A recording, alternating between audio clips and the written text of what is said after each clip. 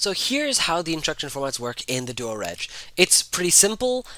We don't actually do normal type formatting, but what we do is that we check how many bits of arguments are required for each of the instructions, and that actually forms a type. Because there are 9 bits available, which means that there are 2 to the power 9 or 512 total possible instructions in the language. So I realized that in order to save as many bits as possible, we shouldn't waste any bits and only just pass in the argument and make an identifier. So let's actually look at the operations here. Before I do that, actually, I need to talk about one last thing, which is that there are 17 registers, 14 for general purpose, with R14 being a stack register, and R15 being a flag register, and there's also one more for program counter that's not accessible. So let's go into the operations. We have actually 11 operations, and this is one of the benefits, because if I didn't have to do this weird method of doing it, I actually couldn't have a weird number of operations like this, but because of this, we can have differing amounts of identifiers, lengths of identifiers for it, and don't worry, all these identifiers are unique, meaning that you cannot have it so that there's two that are colliding. I did a whole process for that I can't explain in 5 minutes. So let's actually go into the things. Add E is add immediate. This is the most interesting out of all of the operations. It can only add to the last 8 registers because it takes 3 bits to identify, and it makes the first bit 1. And it cannot actually add 0. Whenever it adds any positive value, it actually adds 1 more than the 2's comp version of it that you might read. So for 0, 0, it add 1, for 0, 1, it would add 2, and for this, it add 4.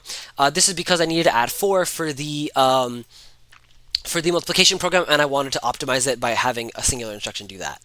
Let's look at the add. Add is actually the second most interesting, and why is it interesting is because there's actually no set in this entire language. This is because if you combine add with another operation I'll show later, you can basically do the same equivalent of setting. So add will just add any 2 registers, which is why it's so huge and takes up half of the possible memories, but it's super essential. Next up, we have super simple, arithmetic, shift left, and shift right. Then we have fill, which is a weird one. What fill is that it fills up the register with either zeros or ones. Interesting thing to note is that filling up with ones is actually extremely useless and is not necessary in the entire program. But the only reason why this is here is because I didn't know that we could use a file to load in registers, and I could actually have just done a normal fill 0 with an add immediate of -1, because add immediate, by the way, can add negatives. So that was an unfortunate, but hey, 5 weeks, what can we do? Next up, let's look at how we do branching. So branching is really interesting in this register because the jump command actually just straight up jumps to wherever you ask it to do in the program table. So if you actually do like while loop or something, or like loop 1 or something, then it would just jump immediately to loop 1 without any check. So how do we actually do branching if we're just jumping around? Well, here we get to the flag section. So as you know, that there is a flag register, and each of the bits has a name. So if we do flag check and a name of a flag, then it will check the flag. If that flag is set to true, it will run the next line of code. If not, then it will actually skip that line of code. This has really interesting repercussions, and I'll show you why I did this in the code section. Neg is just negative for subtraction operations used mostly in program 2, and then we do storing and loading, as I talked about, since this is a store load operation. Now let's actually look at the code. So here is the example code for program 2. I used the similar assembler to actually assemble this. Here is what the assembly code looks like, and I could go on and on, but I have very little time to show off my stuff, and I just want to go into this right here, which is showing off the flag and jump, how they work. So here, flag will check the 0 flag. If it is true, it will actually do this jump, but if it's not true, then it will check the carry out flag, and the carry out flag, by the way, isn't modified here. Flag has a very interesting property where I actually made it so it does not actually edit the flag when it's running this instruction. It doesn't actually edit the flag. So we can actually do large branching if-elses that kind of can make a nice concise block that does a lot more than just, flag and then jumping and then having a return jump. Those can usually be very costly in terms of cycles, but we can actually save a lot of cycles by just having nicer concise things with this weird flag jump concept. Alright, it's time to show off my design in Quartus. So here's everything, and looking nice and pretty. I just want to show off 2 things here. One of the first things is the ALU. It is a nightmare of muxes because most of the time the values in the ALU, we need to first mux mux the ALU in order to figure out what we're actually doing. Because the whatever ALU operation we're doing, that matters a lot. As you can see, it just divides up into these multiple options of like what is actually going to happen. in this what's happening here. Another thing I want to point out is the exe bit. So, ignoring the equal operator, this is not exactly what I would do if I had to actually design this. But essentially, what you notice with the exe bit is it has a mux that leads to either 1 or this value, which is some data bits and a selector. So let me explain what that's all about. This exe bit's actually used for the branching. It is normally 1, and I'll explain why in a minute, or it's something else. This something else is actually what happens in the branching.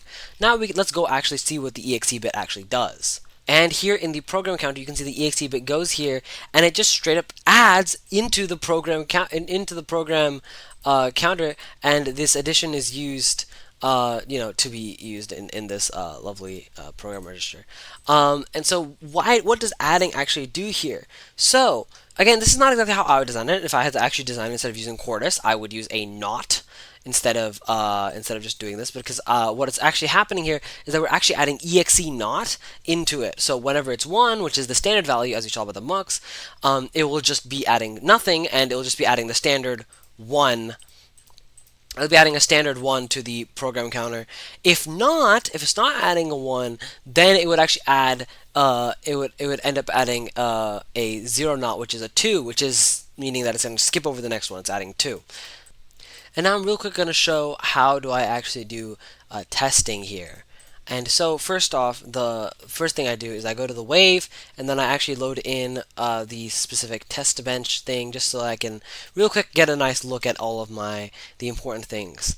Then I run the following commands: restart -F to restart it, just in case; main clear, so I can just make sure the console is nice and available for me; and then finally I do run all, so I can actually view everything.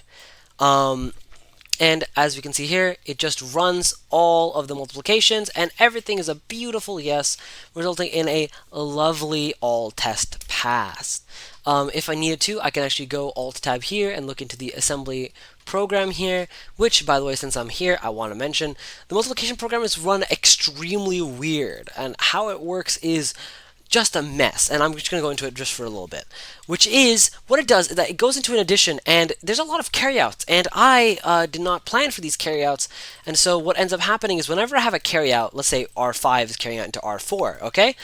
What I do is, if there's a carryout bit, I jump into adding into 4. And now, there are functions for adding into 4, adding into 5, or adding into the 6. And what they do is that when I do them, I store into R10 a number. For example, storing 5. This is going to be used as a return address. And what I do is I do kind of a pseudo function setup where it saves and stores values of R10, and it stores value of R10 into memory, temporarily, of course, to retrieve them later so that it can actually know where to return to. And that's why there's a whole bunch of return flags here for that stuff.